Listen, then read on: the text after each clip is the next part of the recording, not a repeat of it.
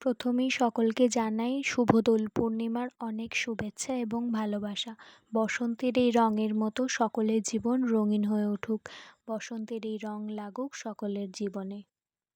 Video শুরুতেই যে গানটা আপনাদেরকে শোনালাম সেই গানটা আমার অন্যতম প্রিয় একটি দোলযাত্রার গান, যেটা আমাদের গ্রামে দোলযাত্রার সময় গাওয়া হয়।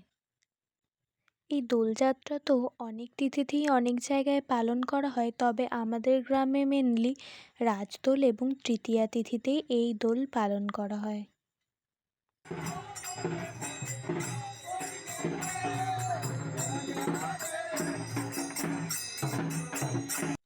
রাজদোল অথবা তৃতীয়া দোল ছাড়াও আছে প্রতিপদের দোল, এছাড়া পঞ্চম দোলও আছে অনেক জায়গায়, যেটা পঞ্চমী তিথিতে অনুষ্ঠিত হয়।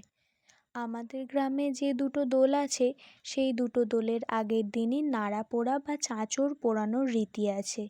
এই নাড়া পোড়া বা চাঁচর পোড়ানো হলো শীতের শেষ এবং বসন্তের শুরুতে গাছের শুকনো পাতা, ডালপালা, এছাড়া শুকনো খড় এই সমস্ত কিছু একসঙ্গে একটা ফাঁকা জায়গায় জড়ো করে খড় বা কাঠের ঘর, এছাড়া খড় বা কাঠের পুত্তলিকা বানিয়ে সেটি আগুনের মাধ্যমে দহন করার নামই হলো চাঁচর বা নাড়া পোড়া।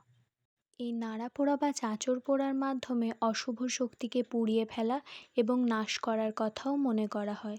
তো এরপর আপনাদের সঙ্গে শেয়ার করছি দোলের দিনের কিছু অংশ। দোলের দিনটা শুরু হলো মন্দির থেকে ভেসে আসা এরকম সুন্দর গান দিয়ে।